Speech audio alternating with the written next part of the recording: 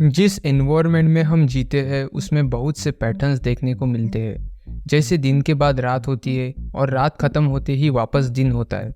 Summer के बाद rainy season आता है और भी बहुत सारी चीज़ें जो रिपीटेटिव बेसिस पे हमें देखने को मिलती है। इन पैटर्न्स को समझ के ही ह्यूमन अपनी लाइफ आसान बनाते आ रहे हैं। जैसे कि हमें सोचना नहीं पड़ता कि कौन सी चीज़ें कब करनी है, क्योंकि हमें पैटर्न पता है और हमारे शेड्यूल्स हमने उस पैटर्न के अकॉर्डिंग फिक्स किए। ऐसे ही रिपीटेटिव पैटर्न्स इकोनॉमी में भी देखने को मिलते हैं। इन्हीं इकोनॉमी के रिपीटेटिव पैटर्न्स को इकोनॉमिक्स में बिजनेस साइकिल्स कहा जाता है। इन साइकिल्स को स्टडी करने से इकोनॉमिक डिसीजन मेकिंग आसान हो जाती है और इस कारण इस साइकिल्स का बहुत ज़्यादा इम्पोर्टेंस है। इन बिजनेस साइकिल्स को इकोनॉमिक साइकिल्स भी बोलते हैं और इस वीडियो में इन दोनों वर्ड्स को हम इंटरचेंजेबली यूज़ करेंगे। तो अब हम निकलते हैं बिजनेस साइकिल्स की जर्नी पर।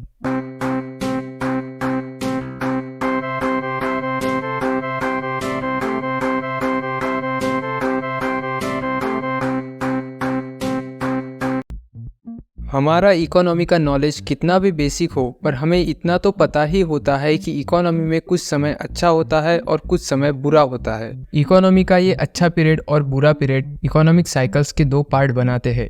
इकोनॉमिक साइकिल्स को बाकी साइकिल्स की तरह राउंड शेप में डिस्क्राइब नहीं किया जाता, उसे मोस्टली ग्राफिकल फॉर्मेट में रिप्रेजेंट किया जाता है। कौन से भी साइकिल का एक फीचर होता है कि उसका कोई स्टार्टिंग पॉइंट या एंडिंग पॉइंट नहीं हो सकता, पर हम यहाँ पे समझने के लिए कंसिडर करेंगे कि बिजनेस साइकिल्स का एक स्टार्टिंग पॉइंट होता है और बिजनेस साइकिल का एक एंडिंग पॉइंट होता है। बेसिकली इकोनॉमिक साइकिल्स को 4 फेजेस में डिवाइड किया जाता है। इन फेजेस के एक से ज़्यादा नाम है, पर यहाँ पर एक फेज को एक ही नाम से हम आइडेंटिफाई करेंगे। फर्स्ट फेज होता है ग्रोथ का और इसी फेज की शुरुआत को हम साइकिल का स्टार्टिंग पॉइंट कंसिडर करेंगे। ग्रोथ फेज जनरली जो बुरा समय होता है इकोनॉमी का, उसके बाद स्टार्ट होता है। ये बुरा समय कुछ भी कारण से हो सकता है। फॉर एग्जांपल, कंट्री के पॉलिटिकल सिचुएशन इनस्टेबल हो गए, कोई नेचुरल डिजास्टर आ गया, वॉर्स हो गए, कोई बड़ी इंडस्ट्री किसी कारण से बंद पड़ गई, और भी बहुत सारे कारण हो सकते हैं।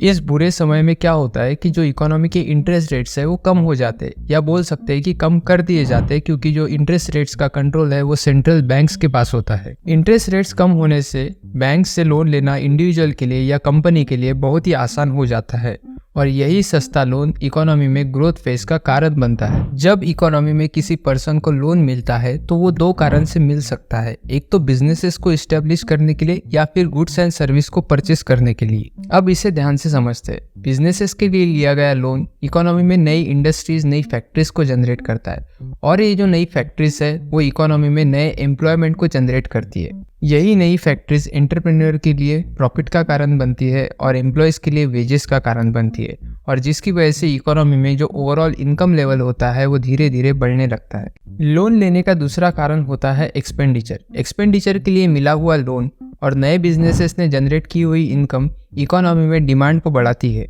और जो फैक्ट्रीज अभी रिसेंटली स्टार्ट हुई है वो उस डिमांड को फुलफिल करती है।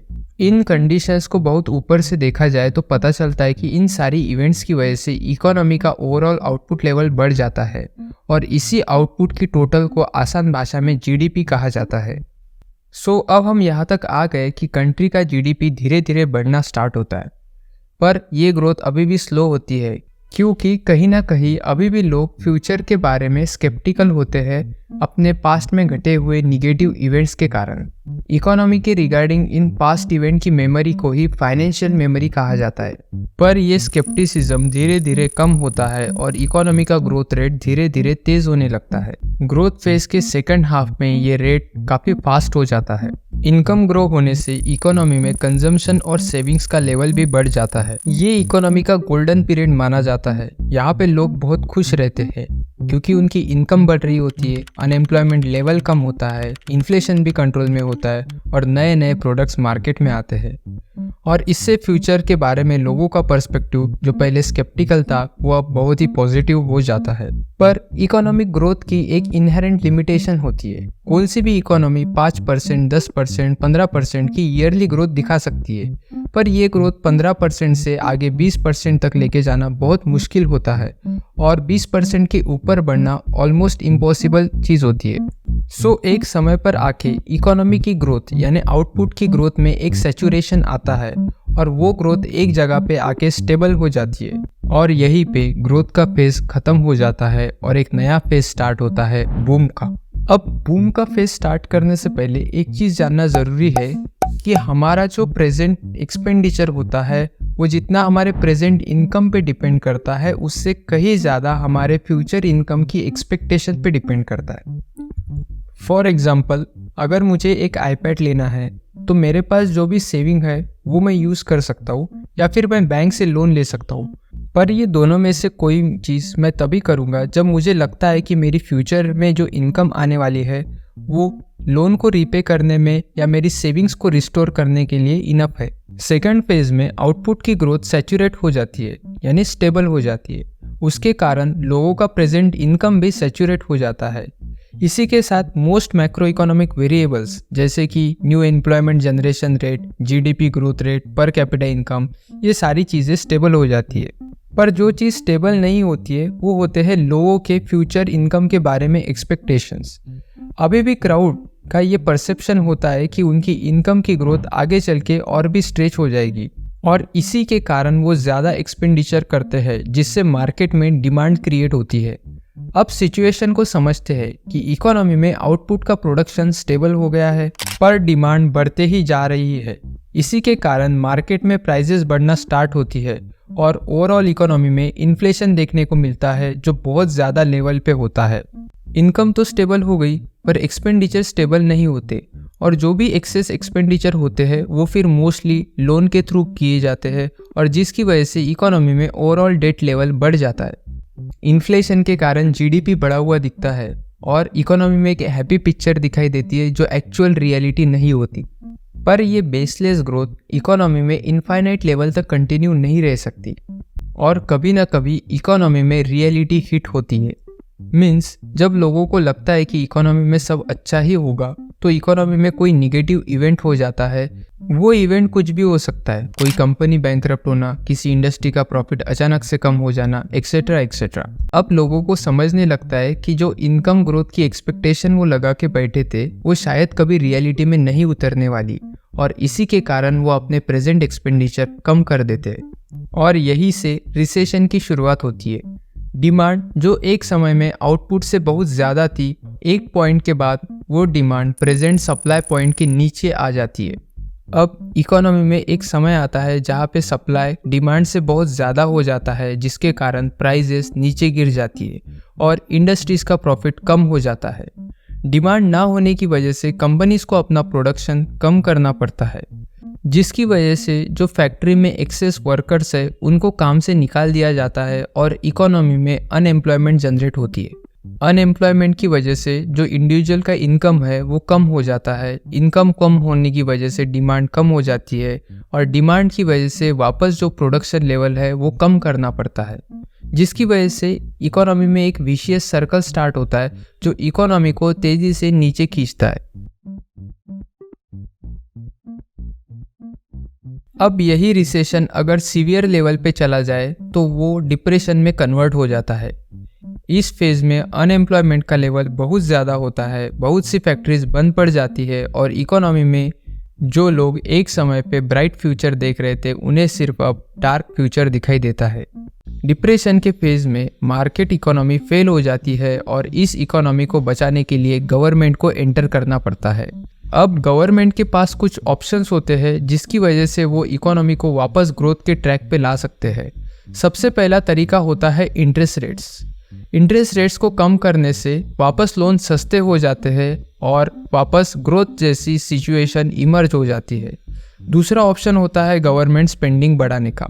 गवर्नमेंट स्पेंडिंग बढ़ने से इकोनॉमी में इनकम लेवल बढ़ जाता है और वो डिमांड क्रिएट करता है। समझते हैं कैसे? फॉर एग्जाम्पल, गवर्नमेंट ने इकोनॉमी में 5,000 रुपये खर्च किए। वो इकोनॉमी में किसी पर्सन की इनकम बन जाती है। वो पर्सन अपने इनकम में से कुछ हिस्सा सेव करेगा और बाकी का हिस्सा वापस स्पेंड करेगा। इकोनॉमी में एक पर्सन की स्पेंडिंग दूसरे पर्सन की इनकम बन जाती है। सो अगर इस कैलकुलेशन को एक्सेल शीट में करें तो दिखता है कि इकोनॉमी में 5,000 रुपये की स्पेंडिंग आगे चल के 50,000 रुपये की इनकम जनरेट करता है। इसी को मल्टीप्लायर इफेक्ट कहा जाता है। गवर्नमेंट के पास लास्ट ऑप्शन होता है करेंसी प्रिंटिंग का। इकोनॉमी में पैसे का फ्लो बढ़ जाने से एक डिमांड क्रिएट होती है और वो डिमांड ग्रोथ फेज को वापस से स्टार्ट करती है। ये ऑप्शंस जब गवर्नमेंट यूज करती है तो डिप्रेशन का फेज खत्म हो जाता है और इकोनॉमी में रिकवरी आती है, यानी इकोनॉमी में ग्रोथ का फेज वापस आ जाता है। ये टिपिकली 4 फेजेस होते हैं इकोनॉमिक साइकिल्स के।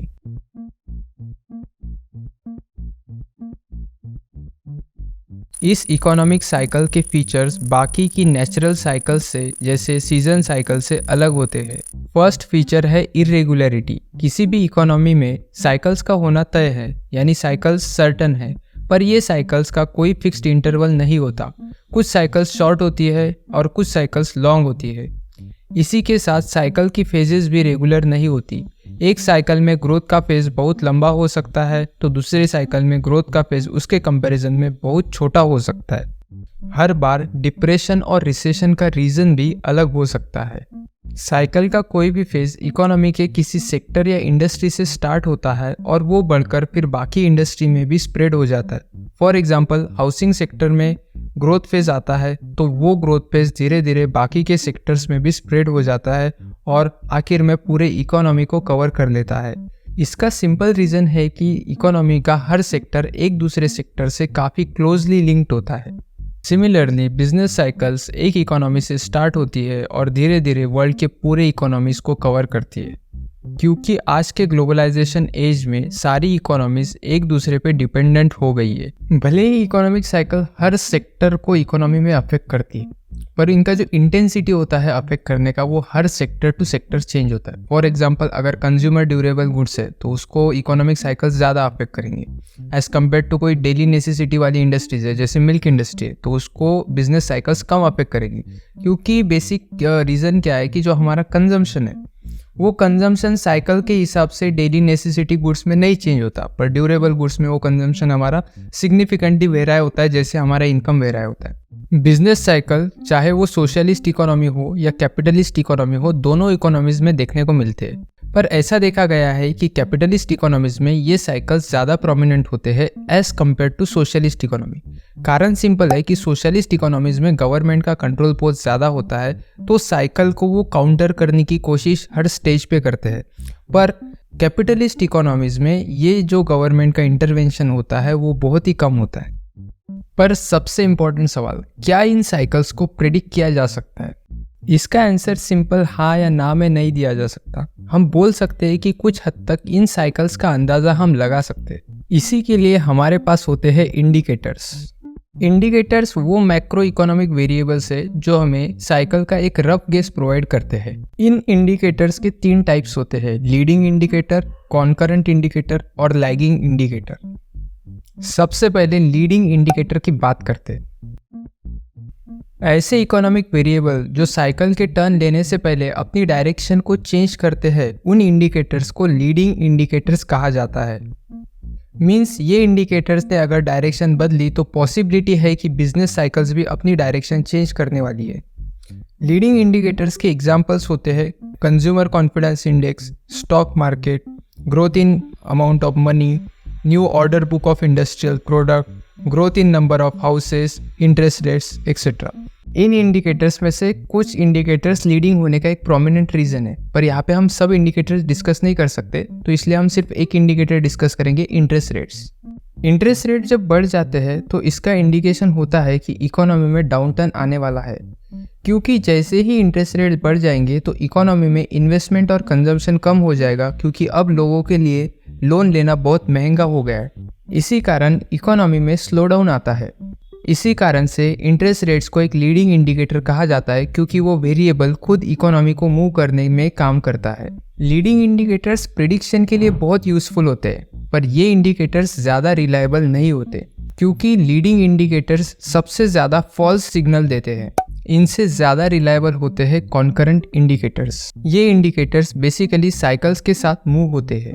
हम बिजनेस साइकिल की कौन सी स्टेज में है ये बताने के लिए ये इंडिकेटर्स मदद करते हैं। साइकिल कितने % चेंज हुई है इसको कैलकुलेट करने का काम कॉन्करेंट इंडिकेटर्स करते हैं। GDP, industrial production, inflation, personal income, retail sales, ये कुछ कोइंसिडेंटल इंडिकेटर्स के एग्जांपल्स हैं। लास्ट होते हैं लैगिंग इंडिकेटर्स। ये ओवरऑल इकोनॉमिक साइकिल मूव होने पर उस डायरेक्शन में मूव करते हैं। लैगिंग इंडिकेटर्स इकोनॉमिक साइकिल में कोई चेंज आया है ये बात को कंफर्म करते हैं। अनएम्प्लॉयमेंट रेट, कॉरपोरेट प्रॉफिट, ये कुछ लैगिंग इंडिकेटर्स के एग्जांपल्स हैं। इंटरनेशनल मॉनेटरी फंड के आर्टिकल के अनुसार अनएम्प्लॉयमेंट तभी जनरेट होता है जब इकोनॉमी में रिसेशन या स्लोडाउन बहुत समय के लिए चला हो। इसी कारण अनएम्प्लॉयमेंट को लैगिंग इंडिकेटर माना जाता है। टेक्निकली देखा जाए तो हमारा जो प्रोडक्टिविटी है और हमारा जो पॉपुलेशन है वो रिलेटिवली स्टेबल होता है और धीरे धीरे बढ़ते रहता है। फिर भी ऐसे फेजेस में हम साइकिल एक्सपीरियंस करते हैं जिसमें रिसेशंस और डिप्रेशंस भी आते हैं। तो ये साइकिल्स क्यों होते हैं इसके कारण हम यहाँ पे जानेंगे। ये इकोनॉमिक साइकिल्स बहुत सारे कारण की वजह से होती है जिसको हम दो टाइप्स में डिवाइड करेंगे और एक एक को समझेंगे। दो टाइप में से पहला है इंडोजेनियस कॉजेस, यानी ऐसे कॉजेस जो इकोनॉमिक सिस्टम के अंदर से जनरेट होते हैं। बहुत से इंडोजेनियस कारण होते हैं पर सबसे प्रोमिनेंट जो कारण है वो है ह्यूमन साइकोलॉजी।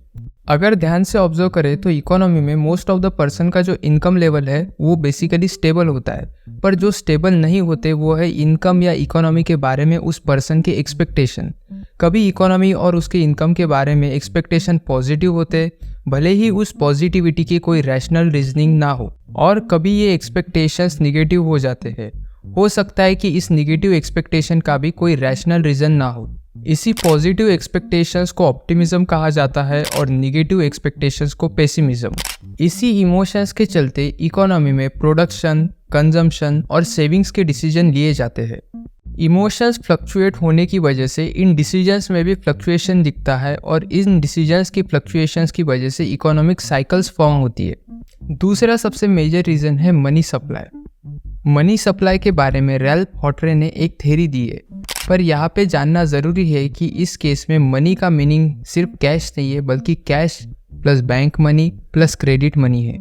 हॉटरे ने कहा कि इकोनॉमिक्स में जो साइकिल्स होती है वो एक ही कारण से हो सकती है, वो है मनी का सप्लाई। इकोनॉमी में जब मनी का सप्लाई बढ़ जाता है तो इकोनॉमी ग्रो होती है, पर मनी सप्लाई इंक्रीज होता कैसे? मेनली ये सप्लाई इंटरेस्ट रेट्स को कम करने से बढ़ाया जा सकता है, क्योंकि इंटरेस्ट रेट्स कम होने पर लोन आसानी से मिल जाता है और यही लोन क्रेडिट मनी के सप्लाई को बढ़ा देता है। जब ये लोन रीपे करने का टाइम आता है तो बिजनेस अपने पास जो स्टॉक्स होते हैं वो तेज़ी से बेचते हैं, जिससे गुड्स की प्राइसेस कम हो जाती है और बिजनेस को लॉसेस होते हैं। इन लॉसेस की वजह से बैंक इकोनॉमी में अपने मनी का सप्लाई कम करता है, यानी इंटरेस्ट रेट बढ़ा देता है, जिससे रिसेशन स्टार्ट होता है। थर्ड इंटरनल कॉज होता है गवर्नमेंट स्पेंडिंग। गवर्नमेंट स्पेंडिंग की वजह से इकोनॉमी में एक मल्टीप्लायर इफेक्ट जनरेट होता है, जिससे स्पेंडिंग के कई गुना ज़्यादा इकोनॉमी में इनकम जनरेट होती है और वही इनकम फिर आगे चल के इकोनॉमी में ओवरऑल डिमांड क्रिएट करती है, जिससे इकोनॉमी ऊपर बढ़ना स्टार्ट होती है। इकोनॉमी में जो नई इन्वेस्टमेंट है वो एक फ्रेश एम्प्लॉयमेंट को जनरेट करती है और वही फ्रेश एम्प्लॉयमेंट के अर्न किया हुआ पैसा मार्केट में डिमांड क्रिएट करता है। तो ये कहा जा सकता है कि इन्वेस्टमेंट लेवल का फ्लक्चुएशन ही इकोनॉमी में साइकिल का कारण बनता है। केनीस के अकॉर्डिंग इकोनॉमी में इफेक्टिव डिमांड का फ्लक्चुएशन ही साइकिल्स फॉर्म करता है। इफेक्टिव डिमांड बेसिकली 4 चीज़ों से बनता है: consumption spending, investment spending, government spending and net exports. Consumption spending यानी इंडिविजुअल ने किया हुआ खर्चा।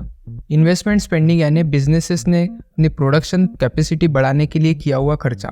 गवर्नमेंट जो अपने पब्लिक के वेलफेयर के लिए इन्वेस्ट करती है उसे गवर्नमेंट स्पेंडिंग कहा जाता है। और नेट एक्सपोर्ट्स का मतलब होता है कंट्री के टोटल एक्सपोर्ट्स माइनस कंट्री के टोटल इंपोर्ट्स। लास्ट इंडोजेनियस फैक्टर होता है गवर्नमेंट पॉलिसीज। कभी कभी गवर्नमेंट ऐसे डिसीजन लेती है जो इकोनॉमी में साइकिल्स क्रिएट करती है। किसी प्रोजेक्ट में इन्वेस्ट करना, कंपनीज का नेशनलाइजेशन करना, ऐसे कुछ रीज़न हो सकते हैं जिससे साइकिल्स फॉर्म होती है। अब बात करते हैं एक्सोजीनियस फैक्टर्स की। एक्सोजीनियस फैक्टर्स ऐसे फैक्टर्स होते हैं जो इकोनॉमिक सिस्टम के बाहर आते हैं फिर भी इकोनॉमिक साइकिल्स को जनरेट करते हैं या फिर उसको अफेक्ट करते हैं। सबसे इंपॉर्टेंट एक्सोजीनियस फैक्टर्स होता है वॉर। वॉर हमेशा इकोनॉमी को निगेटिवली अफेक्ट करती है। वॉर में जो भी स्पेंडिंग होती है वो सब नॉन डेवलपमेंटल एक्सपेंडिचर होता है, जिससे इकोनॉमी में ना तो आउटपुट बढ़ता है ना ही एम्प्लॉयमेंट जनरेट होती है। सेकंड फैक्टर होता है पोस्ट वॉर कंस्ट्रक्शन। इसमें गवर्नमेंट वॉर के बाद एक्सपांशनरी पॉलिसीज लगाती है, जिससे इकोनॉमी में एम्प्लॉयमेंट जनरेट होती है और आउटपुट जनरेट होता है। तीसरा एक्सोजीनियस कॉज है नेचुरल फैक्टर्स। अगर कोई भी इकोनॉमी नेचर के ऊपर या एग्रीकल्चर के ऊपर ज़्यादा बेस्ड है तो फ्लड, रेन, इन कारण से इकोनॉमी का आउटपुट बहुत ज़्यादा अफेक्ट हो सकता है और वहाँ उस इकोनॉमी में साइकिल्स फॉर्म हो सकती है। Economic cycle decision making purpose के लिए कुछ लोगों के लिए बहुत ज़्यादा मायने रखती है और उनको एक एक करके हम डिस्कस करेंगे। बिजनेस साइकिल का इम्पोर्टेंस फाइनेंशियल इंस्टीट्यूशंस के लिए बहुत ज़्यादा है, क्योंकि अगर बूम फेज में उन्होंने ज़्यादा लेंडिंग कर दी तो रिसेशन और डिप्रेशन की फेजेस पे उन्हें लिक्विडिटी क्राइसिस फेस करना पड़ सकता है। 2008 का फाइनेंशियल क्राइसिस इसका मेजर एग्जाम्पल है। सो साइकिल्स को अच्छे से स्टडी करने से फाइनेंशियल इंस्टीट्यूशन अपने लेंडिंग के प्लान्स को प्रॉपरली एडजस्ट कर सकती है।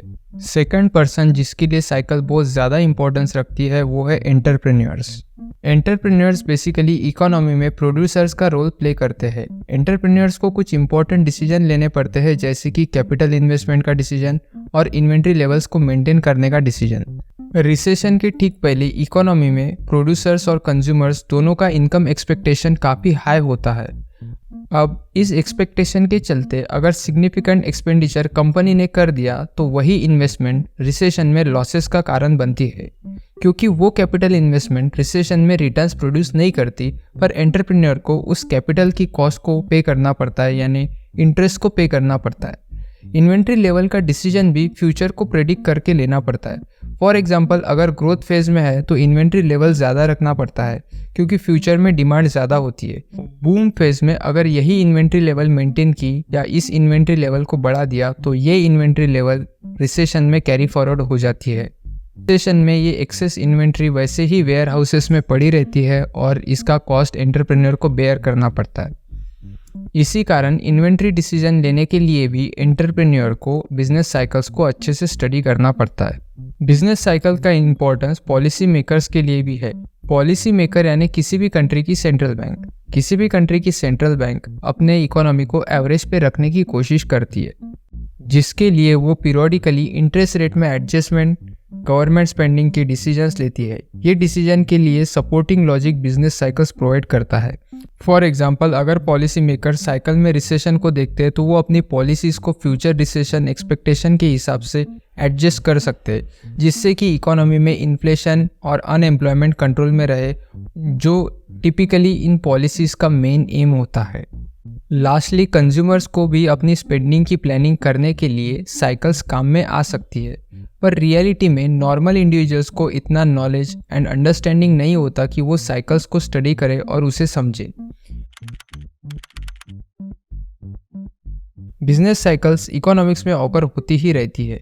कुछ साइकिल्स कंट्री स्पेसिफिक होती है तो कुछ साइकिल्स ग्लोबल नेचर की होती है। कुछ साइकिल के रिसेशन और डिप्रेशन का कम इम्पैक्ट होता है तो कुछ का ज़्यादा। हर इकोनॉमिक साइकिल का और हर डिप्रेशन का जो लीडिंग रीज़न होता है वो हर बार अलग होता है। इसी की वजह से अगले रिसेशन में या अगले डिप्रेशन में कौन सा प्रोमिनेंट रीज़न रहेगा इसका अंदाज़ा नहीं लगाया जा सकता। अगर पिछले 100 साल की इकोनॉमिक हिस्ट्री देखा जाए तो उसमें 50 से भी ज़्यादा साइकिल्स अलग अलग इकोनॉमीज में हुई है। इन साइकिल्स में से 1929 का ग्रेट डिप्रेशन, 2000 का टेक बबल और 2008 का हाउसिंग क्राइसिस सबसे ज़्यादा इंपॉर्टेंस रखते हैं।